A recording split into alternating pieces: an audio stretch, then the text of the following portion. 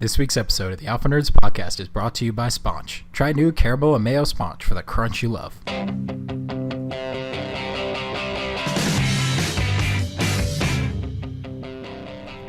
Welcome back to another episode of the Alpha Nerds podcast, the podcast that's been sowing discord and procrastination since 1861. I'm Pete. I'm Bart. And every week we talk about a film, franchise, TV show, book, or video game, or band, or anything we really want to talk about that starts with a certain letter of the alphabet.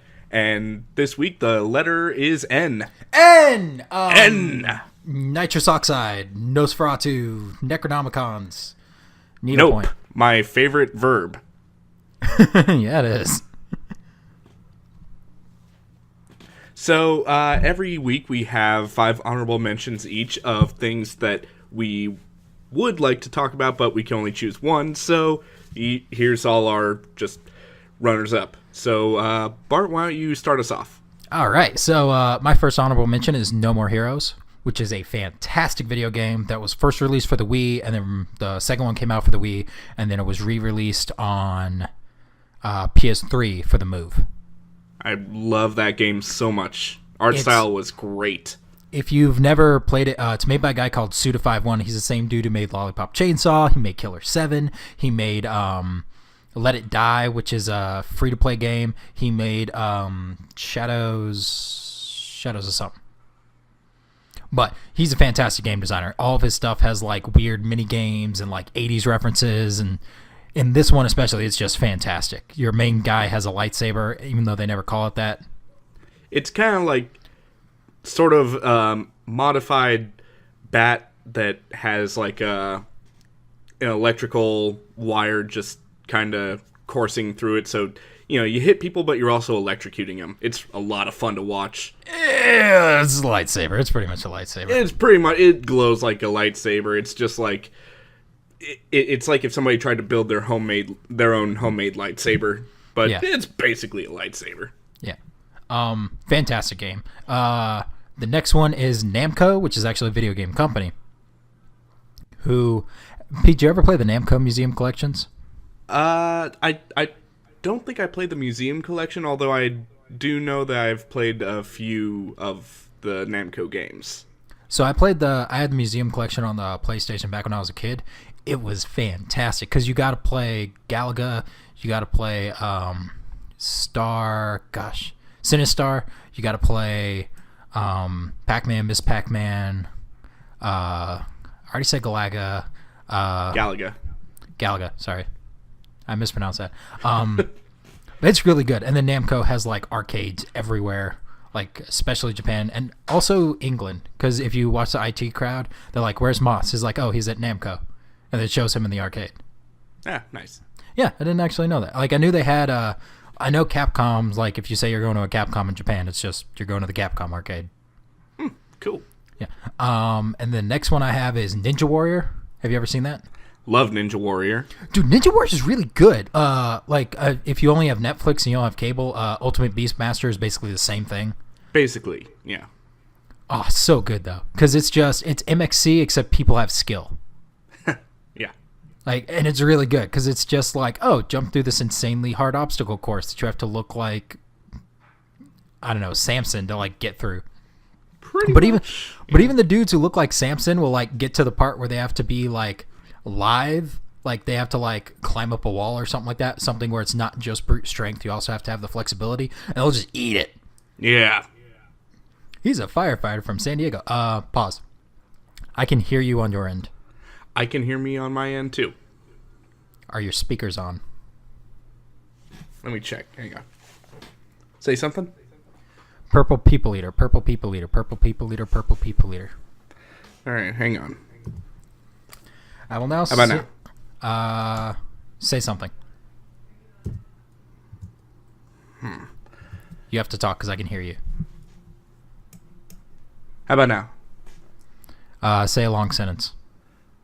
Red leather, yellow leather. No, I think you're good.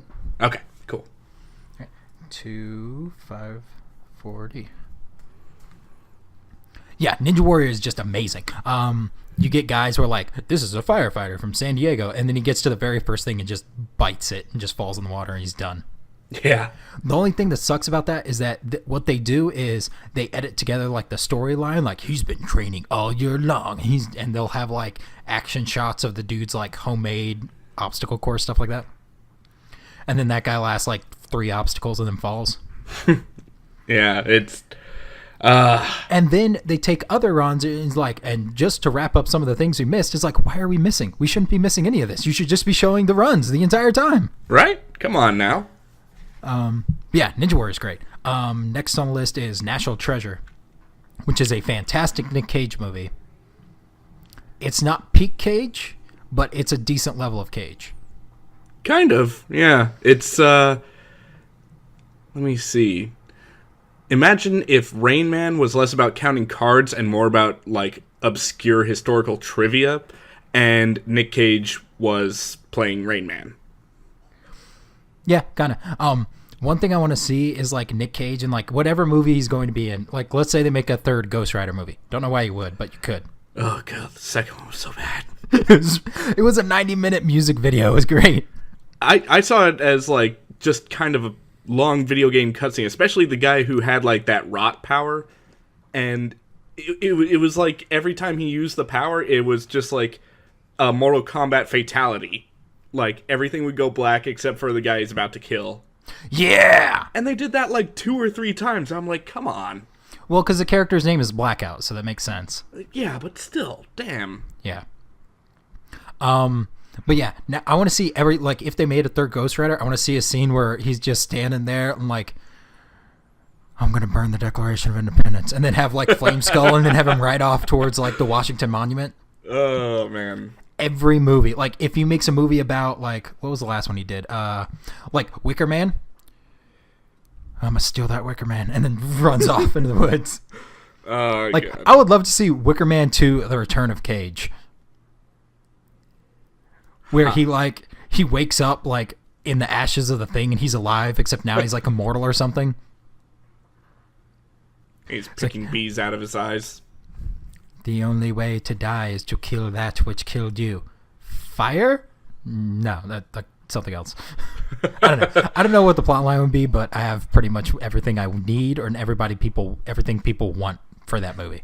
Nice. And then my last one is Naked Gun. Well, my second to last one is Naked Gun, which we talked about Liam Neeson a couple weeks ago. Leslie Nielsen. Gosh. Did it again. We talked about Leslie Nielsen a couple weeks ago, but Naked Gun is like my favorite of like all of his things. Yeah. Because, gosh, what was the part? Like just the intro where it's like the cop car. You're like behind the light going through like the streets, and then it's going through a bedroom, and then it's going through the zoo, and then it's going through the Coliseum. Like, oh man. The dudes who made that were geniuses. Like the guys who made that and Airplane and like everything else. Like, I wish they would make more movies together, because I know they made them apart and it wasn't as good. I want to make more movies together. Nice. Because those are the best spoofs. And then my last one, I'm only putting on here for the title. I don't actually want to talk about it at all. Well, that's good, because this is your number 6. Yep. And the name of it is Night of the Day of the Dawn of the Son of the Bride of the Return of the Revenge of the Terror of the Attack of the Evil Mutant Alien Flesh-Eating Hellbound Zombified Living Dead Part 2 in shocking 2D. Damn. And that's why I picked it. How do you fit that on a DVD cover? Well, you don't. It was a TV movie. How do you fit that on a screen? I don't know. Well, probably the same way they did the Two Brothers bit for Rick and Morty. Anyway. Two Brothers? Oh, I really should have like probably rehearsed that one, because it's Yeah, we don't have to do it this time. I might talk about Rick and Morty for R, but ooh, then. That'd be cool, because I know my R is gonna be spacey too. But we're not talking about R. We're talking about N. Pete, what do you got for us for the letter N? Well, today I got, first off, Nightmare Before Christmas. Nice. And I have kind of conflicted feelings about this movie, actually. Yeah. Because I keep thinking that I like it. Then I watch it, and I'm bored a lot of the time. And then I realized I just really like the songs. That's fine. And, you know, you could basically go from one song to the next and not really miss much in terms of, like, story. But it's just, like, the space in between that just seems to drag. Yeah, that's fine. Like, you don't have to like every single part of a musical. I guarantee you there's people who love Oklahoma who can't stand Oklahoma. Like the place, not the musical. Well, I mean, only the people who live in Oklahoma can really stand Oklahoma. You know, all 14 of them. Yeah, like, I don't know what it is about Oklahoma. Oklahoma. Go. Next up, I have Neverending Story. It is a fantastic movie. That movie fucked me up a little bit as a kid. How so? I can't think of a single sad part of that movie. Really? Yeah, just watching a horse drown. It's really messed up when you think of it. Have you ever read the book? I did not. So the book, like, the movie really takes place in the first half of the book. Like, Atreyu's journey and all that. Huh. Atreyu's also bright blue. Yeah. And then the book, like, the first half of the book is Atreyu's journey, and then the second half of the book is Sebastian? Is that his name? Or Bastion? Bastion Balthazar Bucks. Bastion gets sucked into the book, and he starts creating, like, because he can just make up stuff by making it. Like, he can make stuff happen just by saying it, because he's in the book world, but he's also the author. Yeah. He can make stuff happen just by saying it. So he'll say it, and it'll happen, and he gets so caught up in that he starts losing his memory because of it. Yeah. And then Atreyu finds him, and he's like, you need to leave now. Yeah. This is not your home. You need to go. It's really good. Yeah, it really is. I mean, it still fucks you up, but... Yeah. Don't watch Neverending Story 3. I've never seen it. I don't think I ever will. Just don't. It... Okay. So, number 3, I have Ninja Gaiden. Screw that game. Ninja Gaiden 2 was probably about as close as I'm ever going to get to the Dark Souls series, because holy shit, that game punished you. I would rather play Dark Souls than Ninja Gaiden. Because Dark Souls, you can work it to where you're only fighting really one or two guys at a time. You can, like, kite guys away from their buddies and then, like, single them out. Yeah. You can't do that in Ninja Gaiden. The room populates with 15 ninjas at once, and it's just like, ha-ha! Bye. Yeah. And look at how big that health bar is. It'd be a shame if everything happened to it. Don't even get me started and then we peed on your soul. Yeah, don't even get me started on the end boss fight, because, like, I couldn't even finish it on the first playthrough. I had to play through it a whole second time, saving up these things that would basically increase your health bar and then completely refill your health. So I had to save up every single one of those that I got for the final boss. And it took every single one of them to beat the boss. Gosh. I had like 10 or 11 of them. Yeah, I played Ninja Gaiden Sigma, which is a remake of 1 for the Vita. And I got through the tutorial stage, and then I started the actual game and then quit. Because one of those, I'm not having fun anymore. Alright, and also Ninja Gaiden 3, total garbage. Never played it.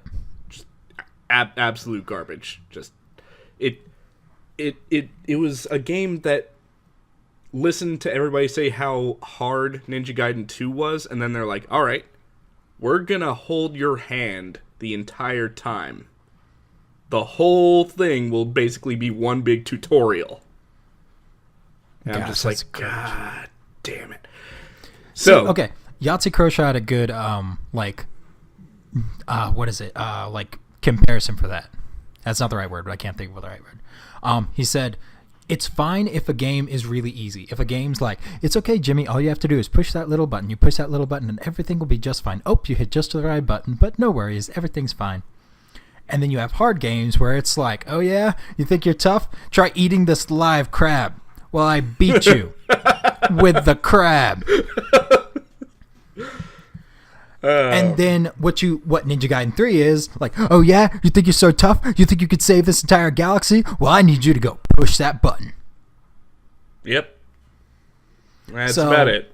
Good game is like in between, is like one of the extremes. It's not the mid ground, which is just unsatisfying. Yeah. Yeah, it's just... Alright, so number 4 for me is Naruto. I've been a long-time reader of the manga and a long-time player of the video games, basically just Ninja Storm. And it's probably just like one of my most shameful guilty pleasures. Because every time that the bad guy almost wins, it comes down to like basically Naruto or whichever good ninja is fighting at that moment to suddenly like remember something and get super inspired. Oh yeah, it's like Deus Ex Machina the series, but that's how most of those series are. Basically, yeah. Plus, at least it's don't even get me started on the fucking power creep in this series. Like it's worse than Dragon Ball Z. Well, here's the thing. Dragon Ball Z, the power creep is just the same, like, I'm stronger, and that's it. Like, with Naruto, at least it's, I have new BS, like, magic powers that does this, instead of just, like, more power, or just stronger. Yeah. So, yeah. I mean, I prefer Shippuden over the original series, although the original series did have some, like, really good, like, enemies. But either way, I just like the variations of, like, different ninja powers and shit. Like, one guy who can, like, turn into a dog. I'm like, that's pretty cool. And then one guy who can control bugs. Fuck that guy. I'm just gonna spray raid at that guy all day.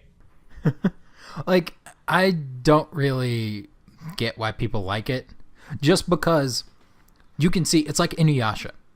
You know what's going to happen in this season of Inuyasha. Inuyasha is almost going to kill the bad guy and then won't. Yeah, pretty much. And then the next season, Inuyasha gets a new BS superpower and almost kills the bad guy. Halfway through the season, gets a new BS superpower and then almost kills him. Almost got him. Well, and then doesn't. I mean, Naruto came to a definitive end. So did Inuyasha, but that was after like 13 years or something like that. Oh, yeah, that's right. Ugh. I should check that. Yeah. And finally, I have No Man's Sky. Never played. Well, I watched you play it. This game was just such a profound disappointment.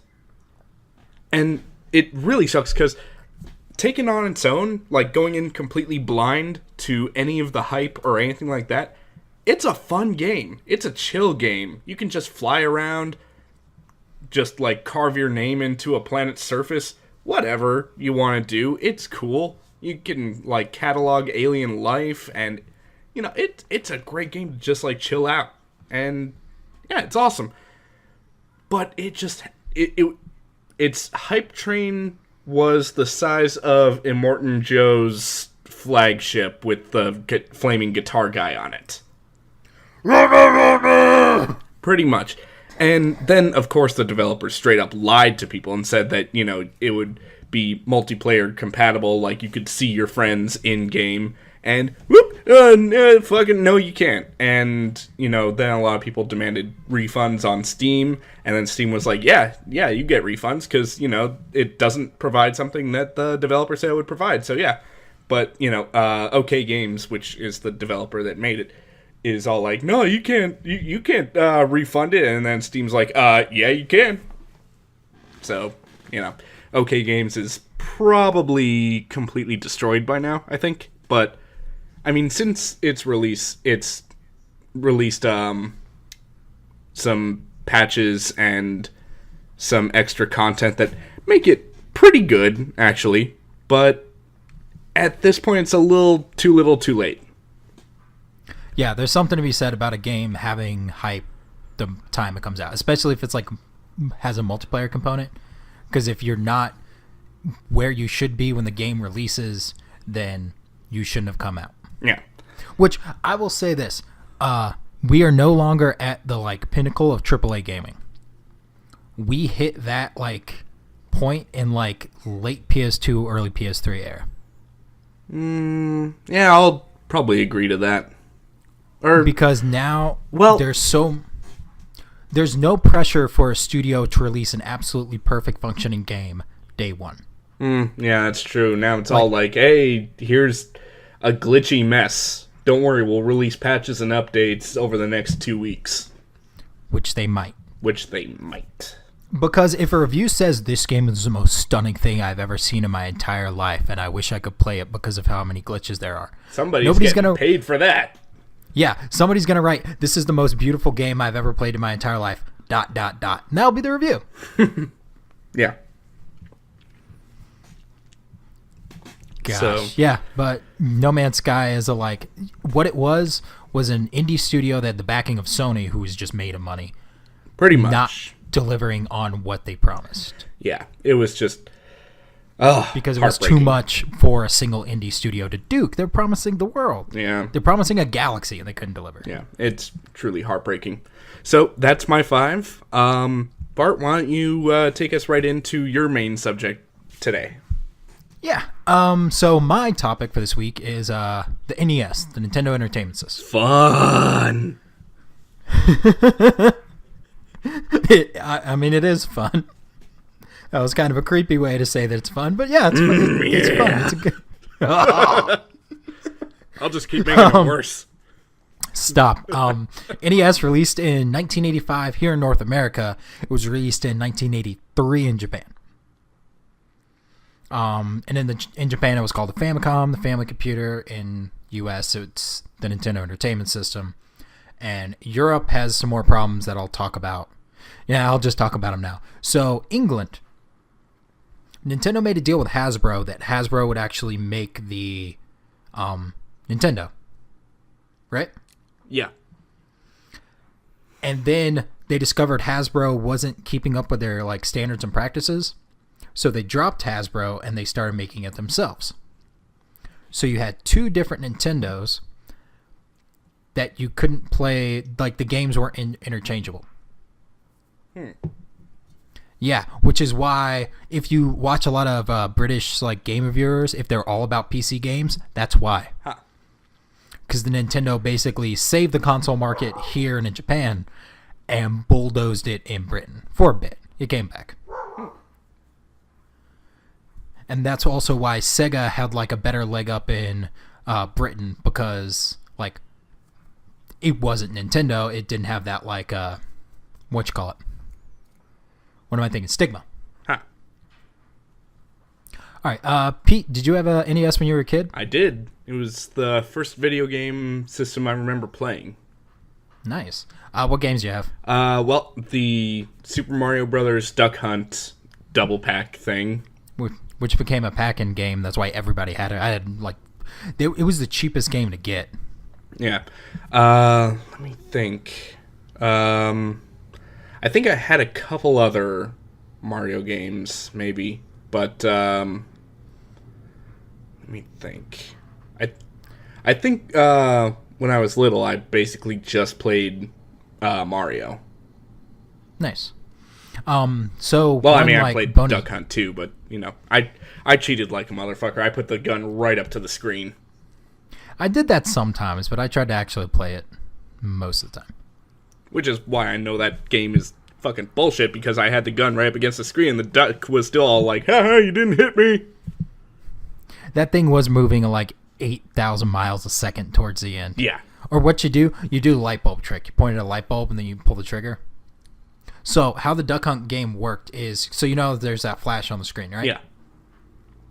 So what it's doing is the frame that you pull the trigger, the entire screen goes black, and the duck is a white square.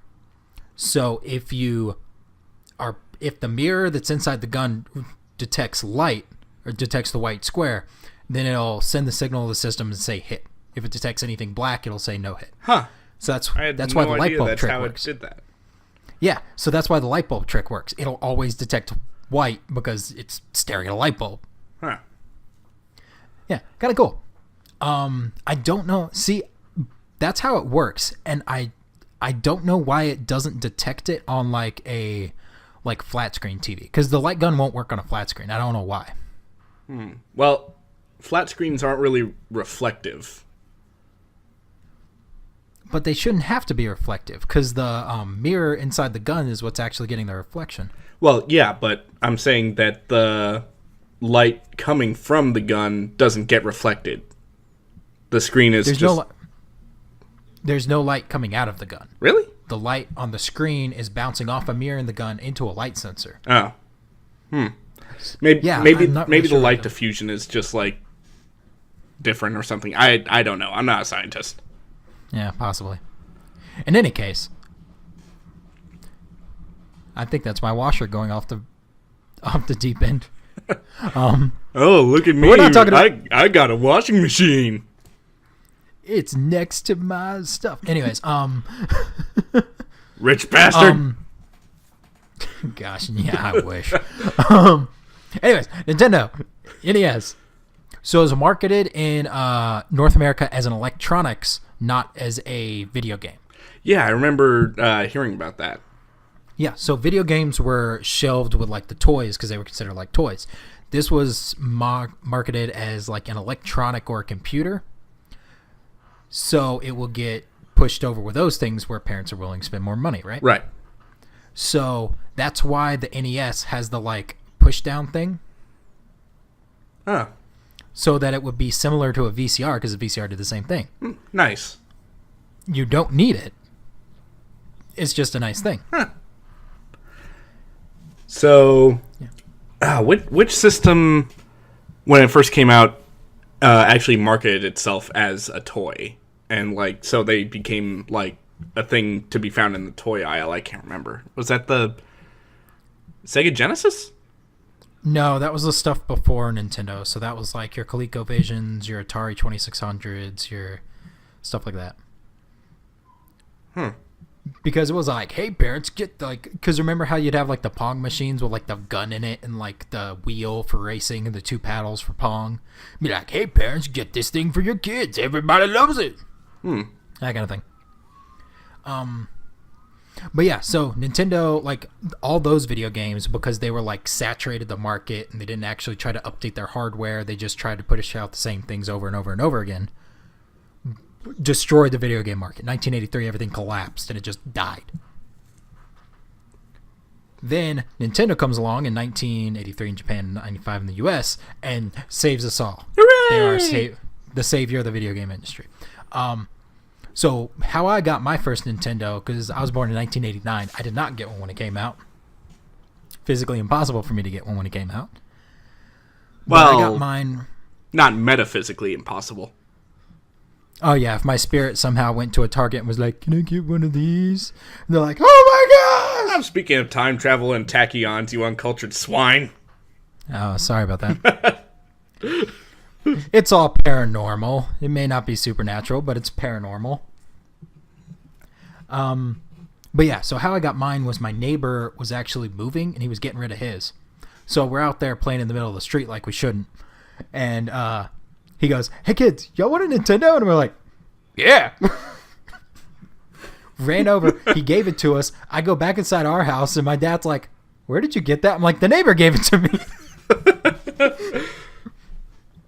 So then Dad checks it out, and lo and behold, yes, the neighbor really did just give it to me because he was just trying to get rid of it. Because there's something about being that cool guy when you're an adult. Like, being the person that the kids don't expect you to be, that's like, that gives you a good feeling. Yeah. Like, there were two, I was at an ice cream truck like a year ago, and there were two kids who were like up there talking about, or no, there's three kids. And everything was like $1, and so they didn't have enough to like get stuff for like all three of them. They had to get one thing and share it. And I got $12 back in change, so I just like slipped in $2 like, "Here, don't tell anybody."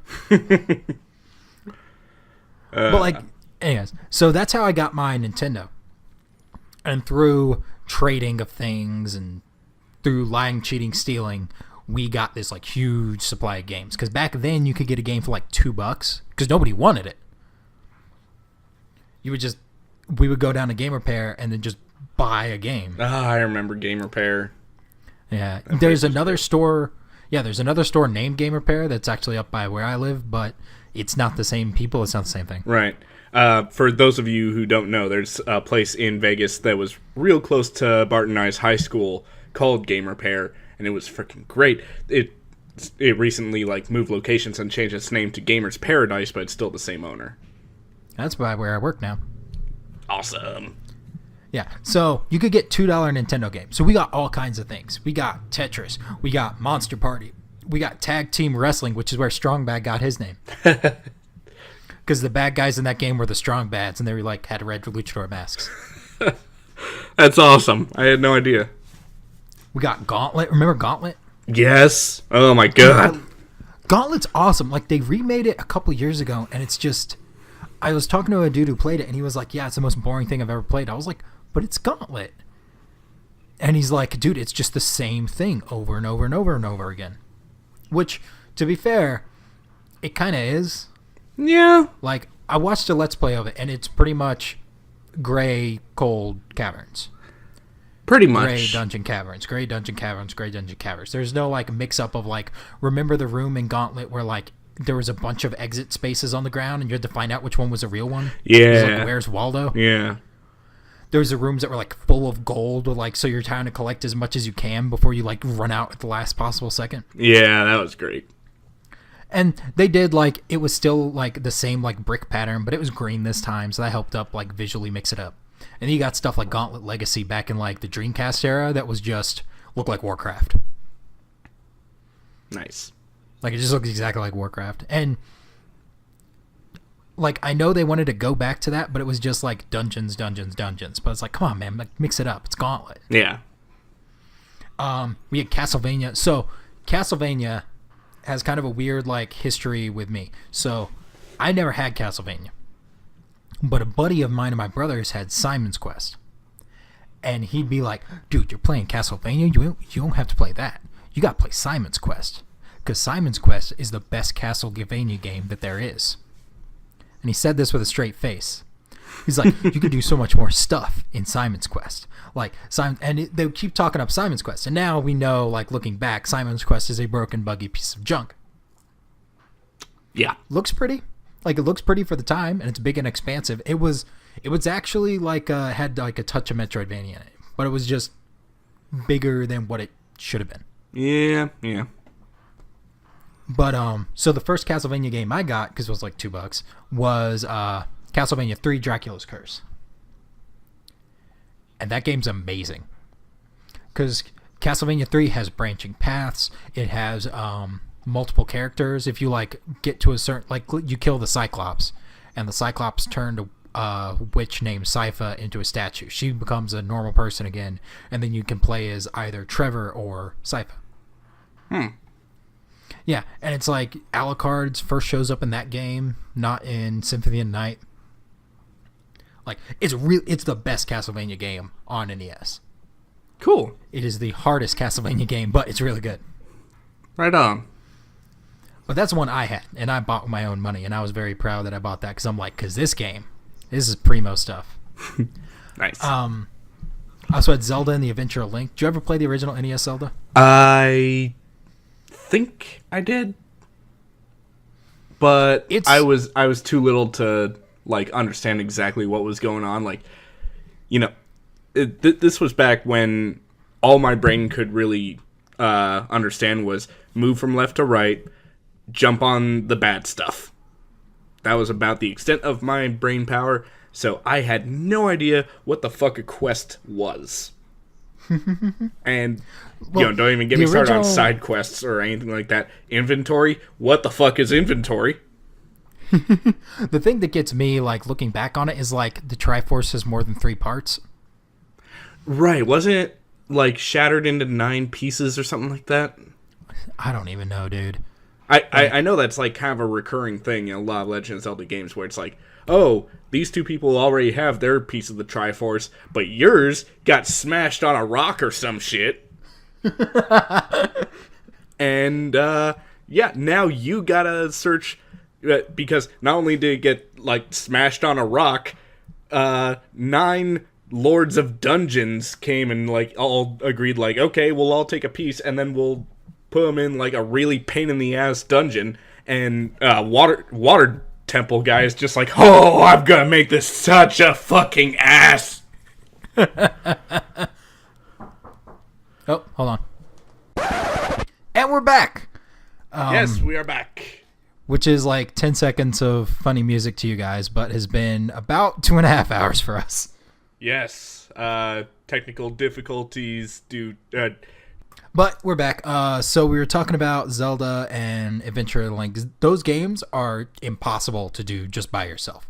You need a manual, or you need the game manual, or you need... They were built on the backs of, like, schoolyard, like rumors. They'll build on the backs of that. You ever called the Nintendo helpline? No, gosh. Oh, God. That was a humbling experience. Get some punk-ass 10-year-old Sean is just talking down to you. Yeah, no, we didn't have enough money for that. Plus, by the time I had my Nintendo... We got our Nintendo in 1997, about 2 months after we got our PlayStation, which made my dad furious. Because we weren't playing the $200 brand new PlayStation with Crash Bandicoot 2. We were playing world games on NES. Because the reason why was because if we ran into like a difficult spot, or we ran into a crappy game, or we ran into something, we'd go down and buy another one. Why not? So 3 more games to talk about. I'm not going to really talk about Mario just because everybody knows Mario. I'm going to talk about Contra. Contra is amazing and really, really fun. And it was, if I remember right, it was produced by... No, it's Konami. Yes, because that's where the infamous Konami code comes from. No, that came from Gradius. Gradius, are you sure? Yeah, because the dude couldn't beat Gradius, and then he put in the code to give him more lives. Oh. I always thought it started with Contra. No, it was popularized by Contra because of the 30 lives thing. But Right. Yeah. And the other one is Teenage Mutant Ninja Turtles, which was from a company called Ultra Games, which was actually just Konami again. So here's what they did. So Nintendo had, if you were a company who was making games for Nintendo, you could only make a certain number of games a year because they made their anti-piracy chips, right? Right. So you had to buy those chips from Nintendo. So they would only give out a certain number to each companies because Nintendo liked controlling like stock even back then. So you just kind of made like a shell company that was still you, but just you under a different name. So it's basically like putting on a fake mustache to get more free samples. That's exactly what it is. Yeah. So that's what Nintendo did to help like control, because they also sometimes use it as quality control, although not really, because some of those games are just garbage. Yeah.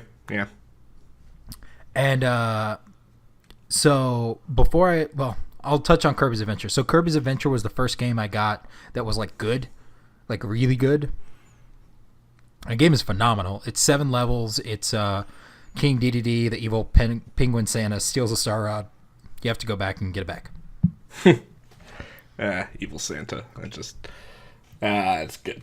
Good stuff. He's Santa Penguin. But that game's amazing. Go play it right now. Go buy it on Virtual Console because it's like $6 or something like that. It's really, really good. It gives you some perspective as to like how far video games have come, so you'll learn to appreciate stuff more. So it's good for your soul. Yeah.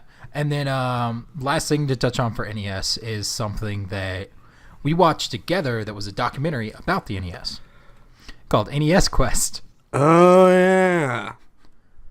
What the fuck was that? Okay, so a lot of people probably don't know what the hell NES Quest is, and that's understandable. So NES Quest was like web. They wanted it to be a web series, you can tell, but it didn't become a web series, and it became this sort of documentary thing. So the premise is this guy has to collect every game for the Nintendo Entertainment System, which is 715 games. Or 638. It counts different. Now, he had a sizable collection already, but because his friend is a dick, and apparently he bends to the will of dicks, insert gay joke here. Sorry. I'll wait for my co-host to regain his composure. Go. His friend said, no, you have to buy every game, even though it would result in you having multiple copies of the ones you already have. Yeah, and the like he 15 gave him, like, years. what was it, a month to do this? Yeah, 30 days every single game. 30 days every single game. That's relatively 20 games a day. Which is ridiculous. And so here's the thing that gets me. So the fact that he couldn't use his old games is like, oh yeah, that 15 years that you've just been randomly collecting and you have some really rare ones, we're not counting those. Throw them away. Yeah, and did he even have anything to gain from this bet? No, bragging rights, but Bragging that's about rights. Just, what does he have to brag about? Look at all this disposable income I have. Seriously, like, okay, See, so that's how you get punched in the dick. So they have like a money meter throughout the documentary or throughout the movie, and it like he buys something that's worth 5,000, and it goes down by about a third. So I was guessing he starts off with about 15 grand, which is an insane amount of money to spend on video games. God, I could get completely out of debt with that. Yeah, right. Like I could use 15 grand right now. I could use a new car. Dude, the shit I've done for $100, you put 15 grand on the table, I will. The list of shit I won't do is very, very short. It's like 3 things. One of those, you need a guy killed? Fine. You need a guy killed internationally? Okay, you have to cover airfare, and then the 15, and then we're fine. Yeah, but... See, okay, so just break from talking about Nintendo for 30 seconds. So there are certain countries where it's okay to do certain things. Like romantic relationships tend to happen in France, tend to happen in Italy, they can happen in London, maybe. If you have to kill a guy, that happens in Prague, that happens in Berlin, that happens in Morocco. Like certain countries are good for certain things. If you have to get illegal things, Thailand, Tijuana, Beijing. But Tijuana's good for pretty much anything, really. Nobody, it's like Disneyland for degenerates. Do you remember, Jacques? Do you remember the night we spent in TJ? You were eating tacos off my belly. Like, no, that's not going to happen. Like, oh, that's about the tamest part of the night in TJ. But like, there are certain countries, certain cities in the world that are meant for certain things. Nobody's saying that night we spent in Sydney. Sydney's not for anything. Sydney's like maybe a bragging rights for like a party tour. If you're going to do an international party tour, like that's one of the stops. Sydney's like, I guess if you're going on a quest to punch every marsupial on the planet. Well, yeah, that's right there. Yeah, I mean, you got 2. You got koalas and you got kangaroos. And possums. Are possums in Sydney? Yeah. And they're in Australia. Like, everything's just a short drive. And then Mad Max territory not too far past that. Yeah. And then you come to North America and punch a North American possum, and then you're pretty much good. Yeah, pretty much. What were we talking about? I think that's a good point to break it off. Yeah. Really, if there's a better place to stop talking about punching marsupials, I don't know what it is. So, Pete, what do you have to cover for the letter N? For me, it's going to be Nightmare on Elm Street. Yeah! The movie or the terrible Nintendo game? The movie. Although, Okay, I will not say that the Nintendo game wasn't terrible. Much like the Ninja Turtles game for the NES wasn't terrible. Like, oh my god. At least the Ninja Turtle game, you're fighting ninjas, and you're fighting Bebop, and you're fighting Rocksteady, and you're fighting eventually Shredder. Yeah, but if you're The down Freddy to Kruger using... game, it's like, you're fighting evil roaches, spiders, and then only when you go to the Dreamland is it like, okay, now it's Freddy Spiders and Freddy Roaches. This makes sense. Yeah. Anyway, so, alright. Nightmare on Elm Street. So we've got the original version made in 1984, directed by Wes Craven, arguably one of the grandmasters of horror. Oh, dude, it made Miramax. Miramax is the house that Freddy built. Yeah. And then we've got the remake that happened in 2010, starring... Rorschach. Starring Jackie Earle Haley. So, Rorschach from Watchmen. Yeah. So... there's some significant differences in between these movies, and there are some similarities, and there are some excellent examples of the remake being able to do stuff that the original wanted to do, but for one reason or another wasn't able. So, let's get started with the original. So this is back when, I mean, it's 1984. So CGI is the fever dream of a madman. So they have to rely on practical effects. And where does most of that budget go? Why, to the 500 plus gallons of fake blood. That's just impressive at that point. Like sticky, but impressive. Yeah. So, anybody who's seen the movie can probably guess where most of that blood went. And that's the first thing we ever saw Johnny Depp in, and he freaking dies in the blender bed. Yeah. Okay, so did you look up how they filmed that? Yeah. Yeah, it was basically, they basically just did, like, the whole upside-down room trick and just kind of, like, dumped the blood out through a hole on the other side of the bed. Yeah. Which, okay, nowadays, okay, how much would a water pump cost? Like, probably not that much. You could probably do it, like, the actual way now. Probably. It would look like it was spraying out of a nozzle. In order to get that big of an effect, you'd need, like, a much stronger pump. So, yeah, that'd probably still be the cheaper way to do it. Plus, the natural flow of the blood makes it look all the more horrifying. Yeah. So, alright. The story is pretty simple of the whole, the lore of the movie. So, there's this guy, Freddy Krueger, even though in the original he's only mentioned as Fred Krueger. Oh. So, he's not called Freddy until the second movie. So, actually, there are a lot of interesting things that, in some way... Okay, so there are 8 Freddy Krueger movies if you don't count the remake and Freddy vs. Jason. Gosh! Yeah. Well, that makes sense, though. I've seen 1 and I've seen 3, which was Dream Warriors, and I haven't seen any. I've seen a bit of the remake, but not that much. Dream Warriors is freaking crazy. Oh, dude, the part with the TV and the girl's like, ah! Yes. So, you can kind of think of the original movie as like kind of a pilot of a movie series. So, like, they have the base concept, but there are changes that will be made and will be maintained throughout the rest of the series. For example, like, even Freddy Krueger's look. In the first movie, his sweater doesn't have stripes on the sleeves. In every other movie, he's got stripes on the sleeves. And that's just one example. Oh. So, what's really interesting is the inspiration that Wes Craven got to make this story. So, this happened... this was being filmed in 1984. It's supposed to take place in 1981. Either way, Pol Pot is happening in...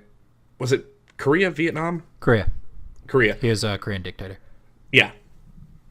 So he learns about these people, these refugees fleeing the terrifying regime of Pol Pot, and they make it to the States, but they're having like these horrible night terrors.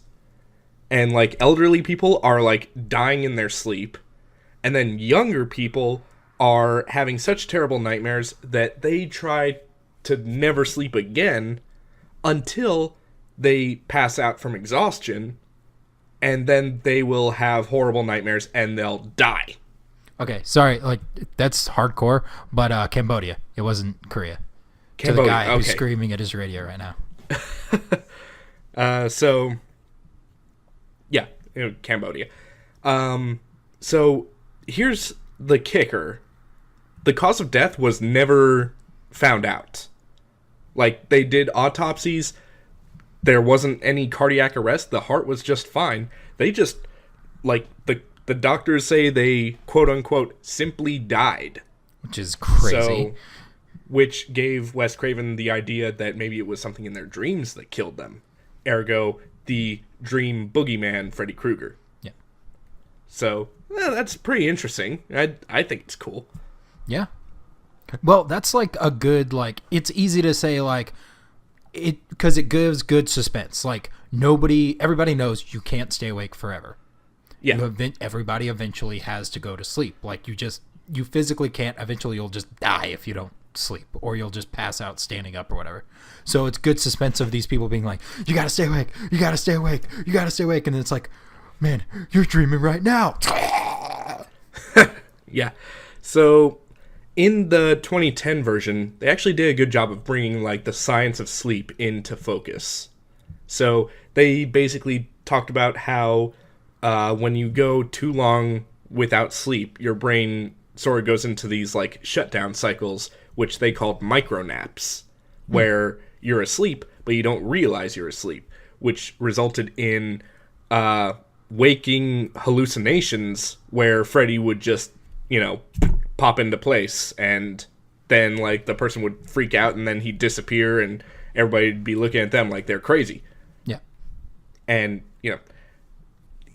every good boogeyman / haunting / whatever sort of horror movie benefits, nay, thrives from the Michigan J Frog routine.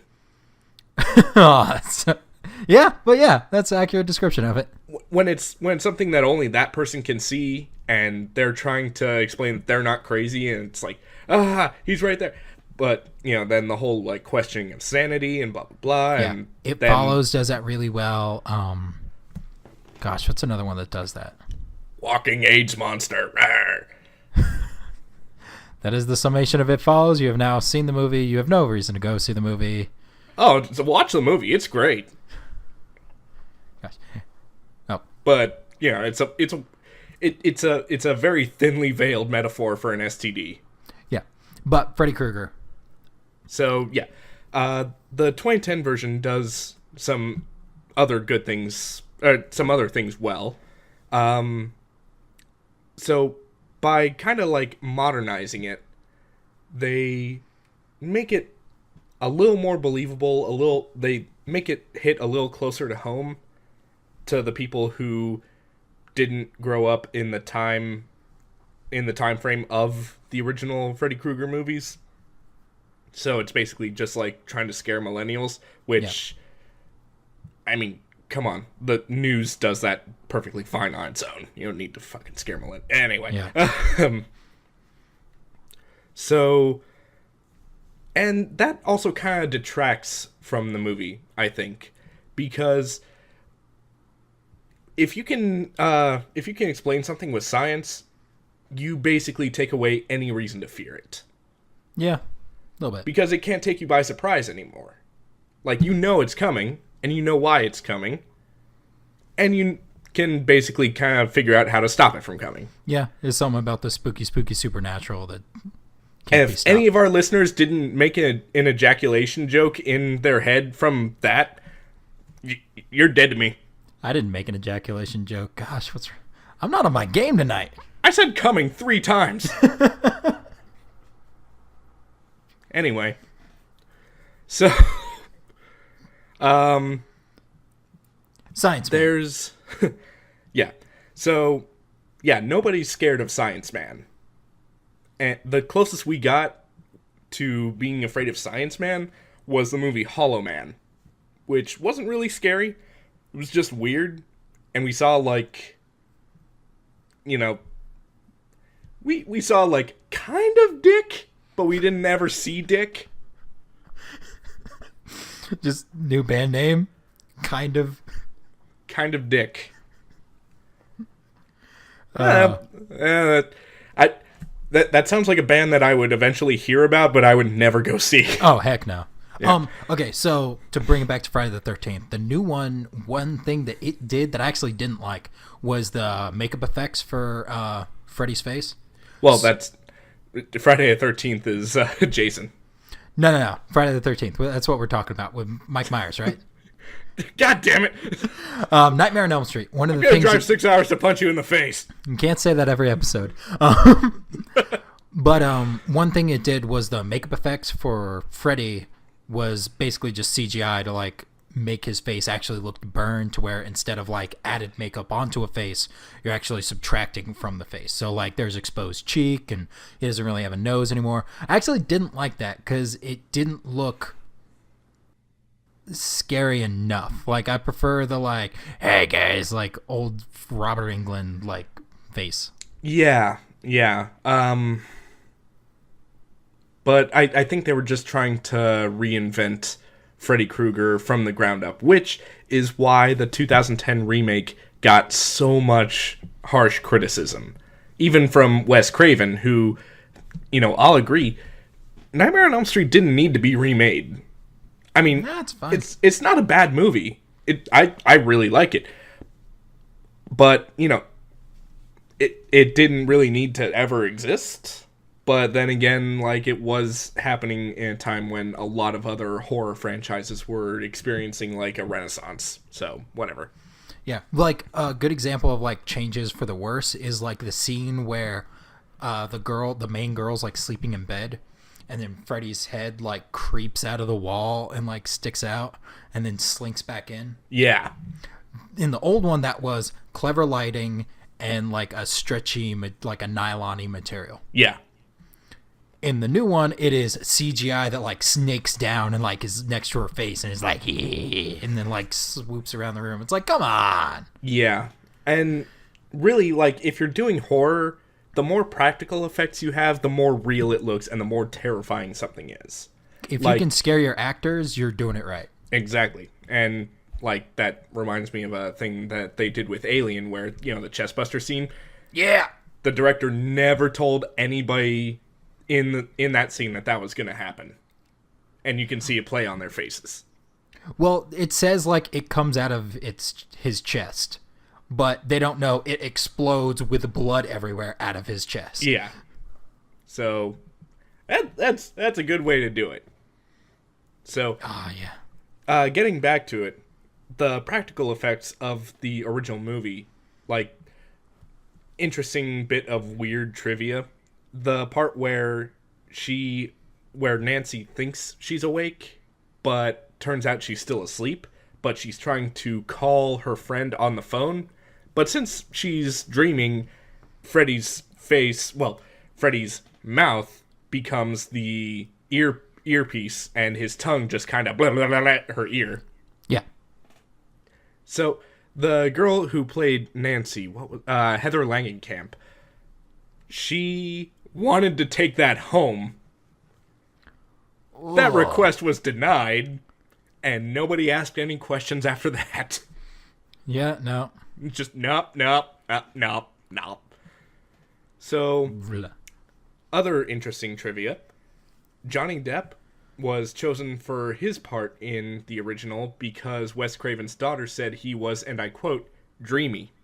Yeah, he didn't even audition. No, he didn't. He actually went with Jackie Earle Haley when he was going to audition, and then Wes Craven saw Johnny Depp, and it's hey, I like your look.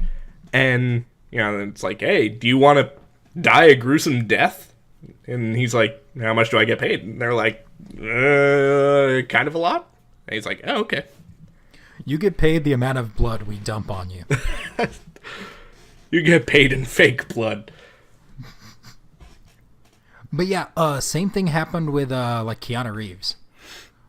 He went to an audition with a buddy of his, and then his buddy went in and he's screw it, I could do this. And he went in too.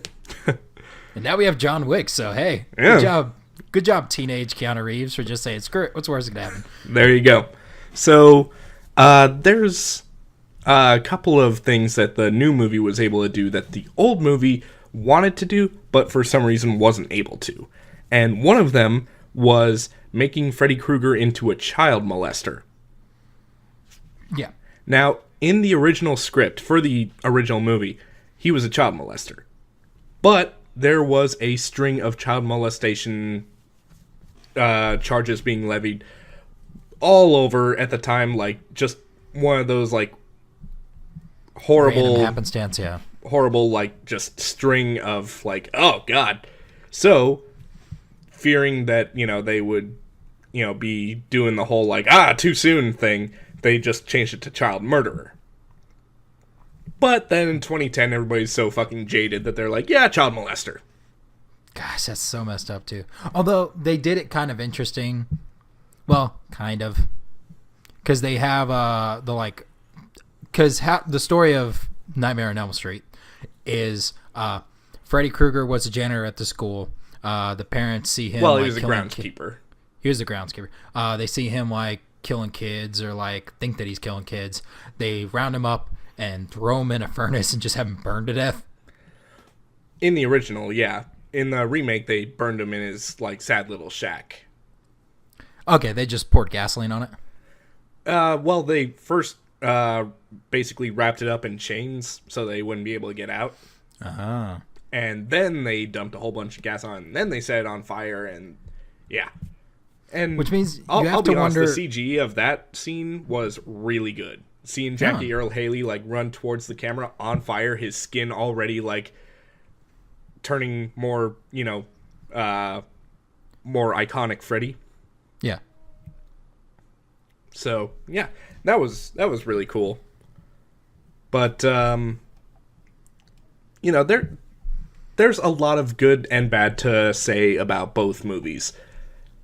Does the remake deserve as much of the criticism as it got simply for existing? I don't really think so. I can understand it, but I honestly think it's like a decent attempt to try and modernize a film, but at the same time trying to stay as true to it as possible. Yeah, well, Freddy Krueger is one of the, like, Goldman of American horror. Like, you have, like, not like classic horror, but modern horror. So you have your Jasons, your Freddys, your Mike Myers, and that's pretty much the top three. Like, they are the sons of Frankenstein, Wolfman, and Dracula. Kind of. As we're describing, like, legacy horror. Yeah. Leatherface kind of in there, but not really. Like, not as popular as those first three. Yeah, Texas Chainsaw Massacre is just kind of, like, to the side. It's over there at the kids' table with Jigsaw. That's a weird Thanksgiving. Dude, you have no idea what's in that turkey. No, I know.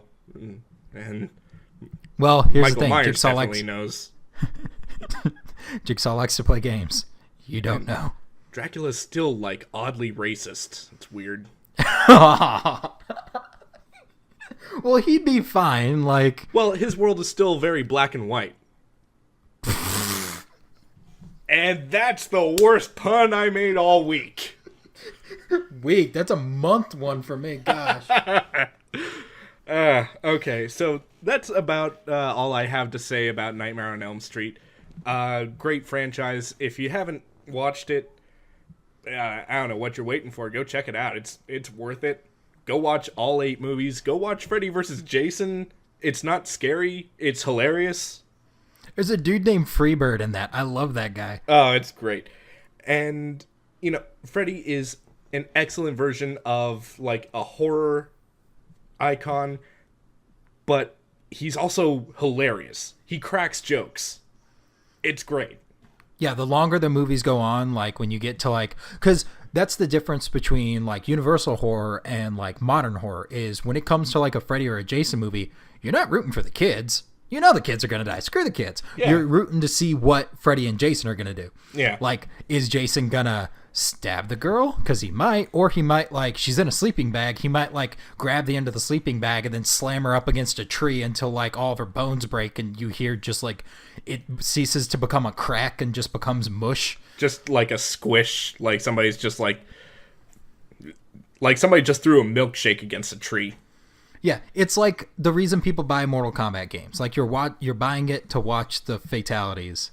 You're buying a ticket to a Freddy movie to see how Freddy's going to kill somebody. Not that he's going to kill a lot of people. Shit gets it's a Nightmare on Elm Street. Yeah. Like, the one girl that he, like, puppet strings out of the asylum and just, like, walks right off of a, like, ledge. Oh, that's a good one. Yeah, well, he walks him off the ledge, and then he, like, cuts the strings. The strings, which, by the way, are actually his nerves, which is just, horrifying. Yeah. And just, great. It's a new era of horror. It's not like, how do we stop Dracula? It's like, you're going to stop Freddy, but you're not really going to stop Freddy. I don't want to see that. I want to see what's going to happen because the camera keeps going to that chandelier, and it's right above these 2 teenagers in bed. And that chandelier is held bound by nothing. Man.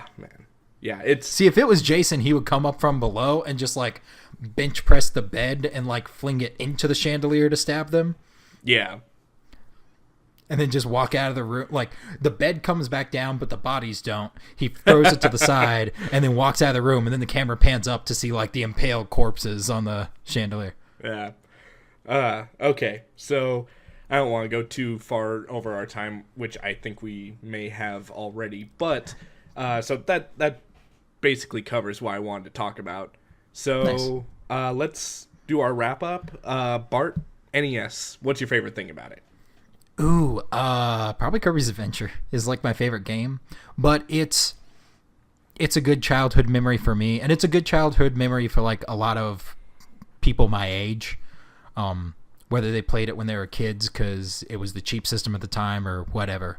But there's a lot of people who played the NES who know, like, how do you stop the glitches? Well, you got to blow in it, but you got to put a t-shirt over when you blow it in, otherwise you'll get like spit in there and then it rusts out and stuff like that. Oh man, yeah. Like everybody knew how to everybody knew how to fix their NES, but only you knew how to fix your NES. Pretty much, yeah. And it was basically like, you gotta jam a copy of Stephen King's It in there, and everybody else is shaking their hands like, there's no way a copy of It would fit in there. See? Yeah. So, what's something you hate about it? There is a dearth of trash games for that system. Of just absolute... Dr. Chaos is one of the worst games I've ever played, because it's like an adventure game for the NES. It's garbage. Like, I have played some just terrible... Like, there's a whole YouTube channel dedicated who, when he started out, was the angry Nintendo nerd because of how much garbage there was on that system. There is trash on that system. There is, like, the Friday the 13th game, the Nightmare on Elm Street game. Any licensed game on that system was trash. I love the Silver Surfer. Silver Surfer is probably my favorite comic book character. Yeah. His game is trash. His isn't trash. This is just so hard and ridiculously unfair. Oh, man. Gosh. But yeah, that game is just, like, and luckily that sort of lessened as, like, consoles went on. That's why, like, that peak was at, like, that PS2 era where it was too expensive to just program something that's sucky. But, like, yeah, anyways. Yeah. That actually reminds me of the E.T. for the NES thing, and, like, they actually found the landfill where all those copies were buried. Yeah! Well, no, that wasn't NES. That was Atari's 2600. Oh, that's right. Oh, man. So, yeah. That's right. Why did I think it was NES? Whatever. So, who would you recommend the NES to? If it's an NES Classic, which they're re-releasing, so they're going to be super cheap again. They are? Oh. Yeah, they're re-releasing them. They're doing, they did Nintendo, then they're doing Super Nintendo, and next year is going to be Nintendo again. Huh. Yeah. But yeah, if you like get an NES Classic, just play it. Those are probably the top 30 games for the system. But if you, like, want that, like, garbage, like, if you want the authentic feeling and you have a TV that'll somehow play it, go to a swap meet, grab $40 and you could probably walk out of there with an NES in like 5 or 6 games. Yep. Because it's like, it's on the back end of the bell curve. If you get somebody who doesn't know what they got, the games are cheap again. If you get somebody who does, they're like $6 a piece. It's ridiculous. That's one thing I also hated about the NES, and I only learned about it through that documentary, NES Quest. Freaking, like, the worst games would be the rarest and therefore the most expensive. Yep. Shit like, what was it, Bonk's Quest? No, it was Little Samson and Track and Field, but not the re-release of Track and Field, the original Bandai Track and Field. Oh, yeah, because, you know, who could possibly get enough of fucking Track and Field? Oh, my God, they're throwing the sticks again! Javelins. Yeah. Javelins, that's what they're called. No, they were sticks. They're throwing back the in the day. Like, okay, advanced technology back then is if the javelin, when you threw it, like, if the game was so advanced that the javelin actually tilted, that was high-level graphics back then. If when you threw it, it went in an arch, just... If it wasn't just a flat, like, you held up a pencil and just moved it up and down without tilting it all. Because some games were like that, because they were so trash. Oh, man. Enough about the NES, though. Pete, Nightmare on Elm Street. What do you love about it? Oh, man. I love I love how original it was. And I also love the humor that came later in the series. Like, I mean, just... Alright, so... Anybody who's seen Rick and Morty has undoubtedly seen the Scary Terry episode when they're just ripping off Freddy Krueger. And they even bring it up where it's like, it looks like some copyright-safe knockoff of a popular horror movie character with miniature swords for fingers instead of knives. And so, yeah, they just, like, made it very clear that, like, yes, we know we're ripping it off. Shut up. So, but they make it really funny, and they have him crack jokes and make puns based on how he's gonna kill him. It's great. Nice. What do you hate about Freddy Krueger? You know, I think Jackie Earle Haley tried to play it, like, too straight. Yeah. Like, I agree. I mean, I could see he was getting into it because he's really good at playing, like, serial killers and psychopaths. But... Not good bragging rights, but yeah. It didn't really seem like he was having fun. And, you know, if the killer's not having fun, and the killer's victims clearly aren't having fun, then I'm not having fun. Yeah. It's like they tried to make it, like, well, they tried to make it scary again, but when you've gotten to, like, Freddy levels of joke, like, you're expecting the one-liners. The 90s was, like, golden age of one-liners. Oh, so good. That shit like, was manna from heaven. It was great. We're in a pretty good quip era right now, but the 90s was, like, when Arnold Schwarzenegger, like, shot the guy in, was it Commando? Or was that in Predator? He shoots him with a harpoon. No, he shoots him with a pipe, and it, like, impales him against the wall, and he's like, stick it around. Yeah, that was Commando. Or, shit, was it Predator? No, I'm pretty sure it was Commando. Okay, and then, like, all of True Lies. That's all True Lies is. Yeah. You're fired. So great. And who is Nightmare on Elm Street a good fit for? Let's see. Any classic horror buffs? Well, if you're a classic horror buff, you clearly know about it. You know, if you want to show, like, somebody a good movie, but they're like, oh, I want to see a scary movie, but I'm jaded to all this horror, show them Nightmare on Elm Street, because it's not just horror, it's fucking dark humor horror. Yeah, it is. And it's also got that great vibe of parents not doing shit about anything. Yeah, they don't do nothing. They're just like, he's going to come for you. I'm sorry. We've caused this. And then they go cry. And then that's it. That's like, literally all they do. And y'all want to find like a voodoo priestess or something? I get the idea where it's like, oh, he's coming for you in your dreams. Well, I can't really fucking go in there because, you know, Leo's got a copyright on the Inception machine. So, you know, I'm kind of shit out of luck here. Mom, Dad, go find me a young priest and an old priest. Go find me freaking, I don't know. But what'd they do to that kid in The Omen? I think they killed him. But, you know, find me a young priest and an old priest. It's a type of it's a genre of movies that we haven't seen before or since. I feel like.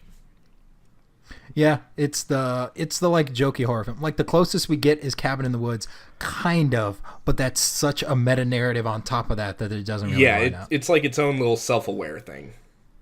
Yeah, super self-aware.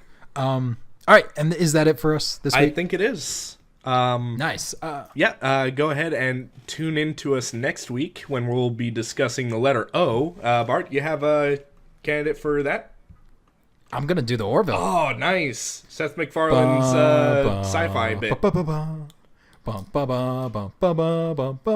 Like, that's one thing that, like, I know that it's one out for me is the fact that I remember the theme song now. Like, when I think of it, I think of the theme song. Because, like, Star Trek theme song, how does it go? Or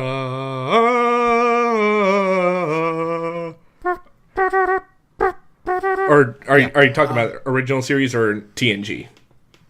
Can you say TNG? Can you say I don't think I can really hum the bars, but I would know it immediately if I heard it.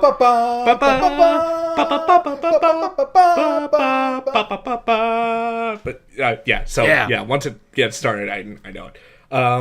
Yeah. So What are you doing, Pete? I'm gonna do Over the Garden Wall. Which is fantastic. Like that's And really I'm gonna good. have a lot of fun because there's so many freaking references and special like voice talent in that thing. So yeah, I'm gonna have a lot of fun. That's really good. All right, so that's it. Thank you to OK Go, which we also should talk about next week. I hope. Yeah. For the use of their song "Here It Goes Again" off the album "Oh No," you know them, you don't know us. You can catch me on Twitter at BeatPanelComic. And you can catch me on Twitter at PeterKennyArt, although I like rarely tweet, so that's not gonna be much entertainment value, I'm afraid. All right, thanks for listening, folks. Thank you, and bye, Sponch. Bye, some Sponch.